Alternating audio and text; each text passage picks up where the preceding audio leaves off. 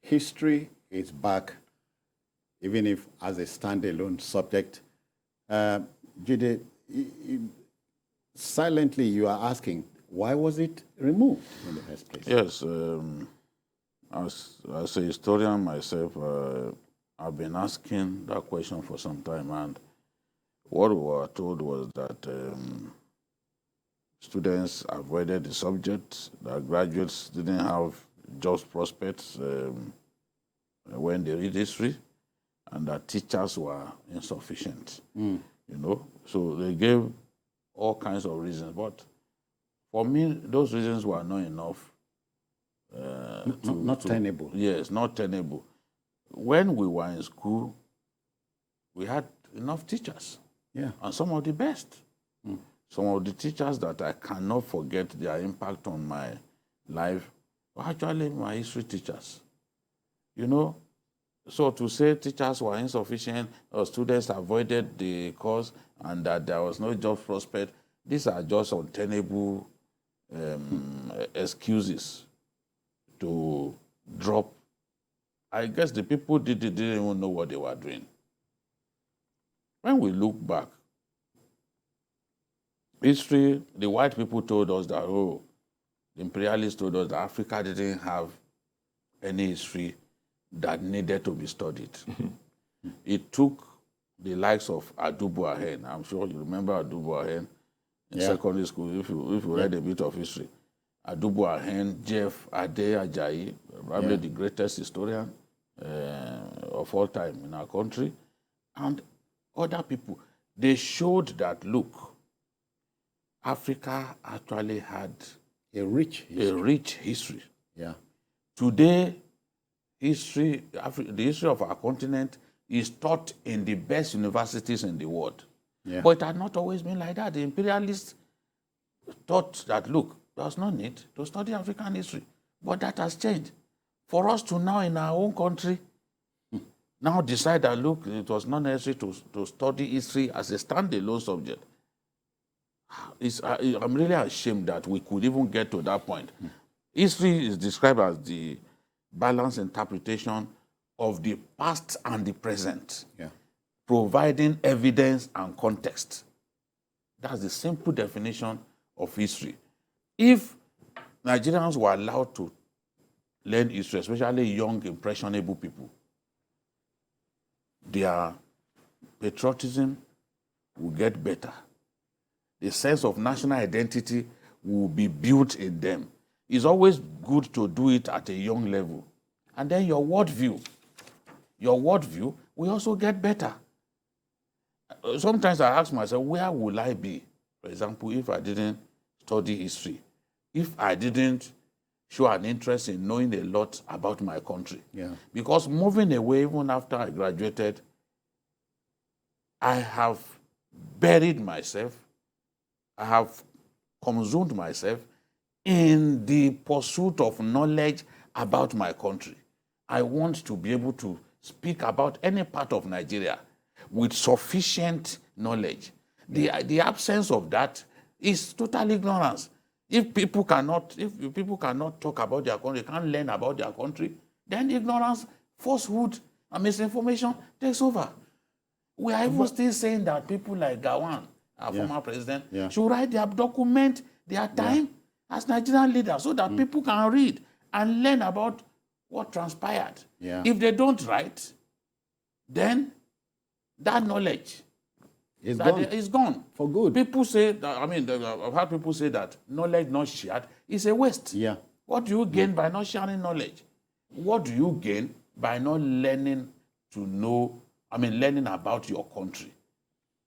Bola, when the Minister of Education is saying the national cohesion was being threatened in the country because history was dropped as a subject, how does it hit you?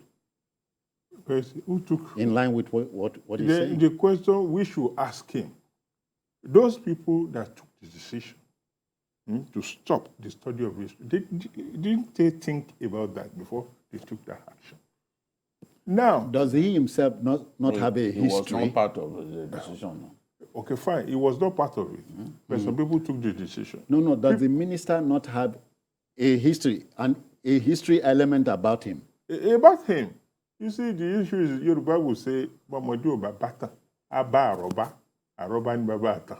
Okay, like if a child does not know about history, he will meet or they will tell him about some accounts, historical accounts, not history, some occurrences that happen, and those occurrences that they mention to him are the real history. You don't understand me now? Not the history that he didn't meet on ground. That is history. Yeah. But if somebody now told you that at so time, this is what happened, and at so time, this is what happened, and this is what happened, that one is authentic. Then, that time I was told that so happened. The other time I was told. But the person telling you the account of those things is first-hand. That rubber is first-hand. It's like you're telling a 35, 40-year-old Nigerian today that we fought a 30-month civil war. Yes. An avoidable civil war. Yes. You need to know what took us there. Yes. You see, the issue is that I know that those people that took the decision, they took it because of certain, maybe they took it as a result of, I don't know how to describe it. They shouldn't in the first instance. Maybe they thought history did not fulfill them. And if that should be the case, let's forget about it and let's move on. Of course, Jide, a great thinker, had said one poignant lesson of history is that man hardly learns from history. So I'm sure thankfully it is back.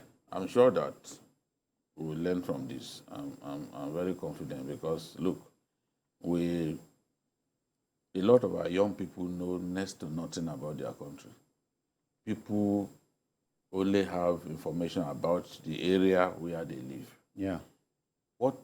Why did we come up with the unity schools in the first place?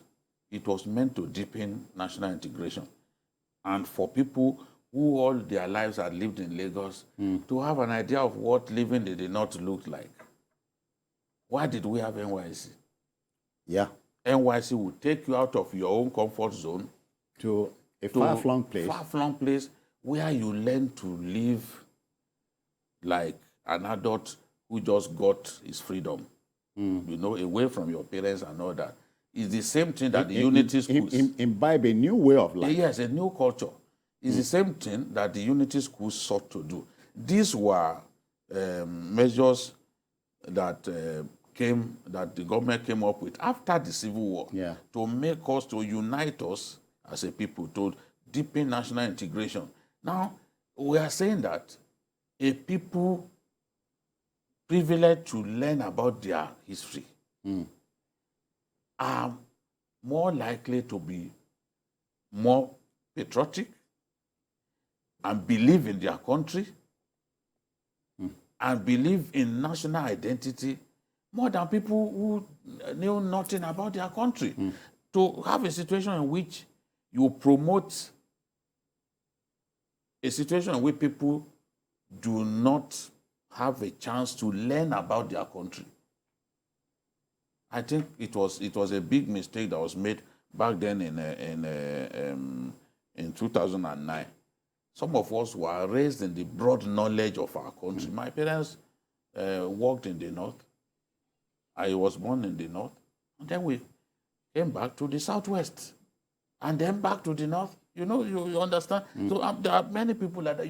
We need to know about our country a lot more. And I'm happy that history is back in the curriculum in secondary schools. And this will help our young people to even love their country more.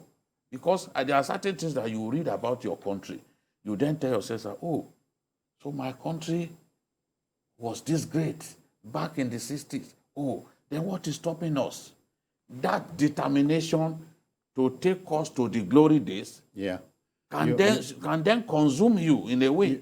You ask new questions, and of course, a new vista will open to you. Yes, that's about yesterday. About yesterday, the glorious past. Yeah. And who says that the glorious past cannot be created? It can. It can be created. Can. It can be created. We've seen countries emerge from the ashes of of war to become really great. Rwanda is an example.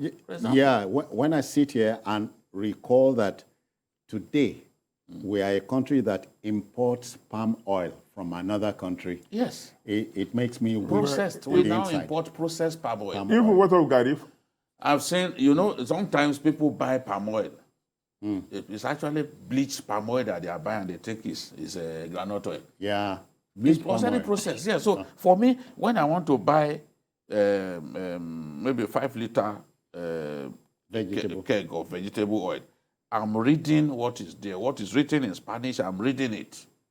I know how palm oil is written in Spanish. So once I see it, I say, no, this is palm oil. I say, no, I don't need this. And people don't know. Yeah. Bleached palm oil can actually look exactly like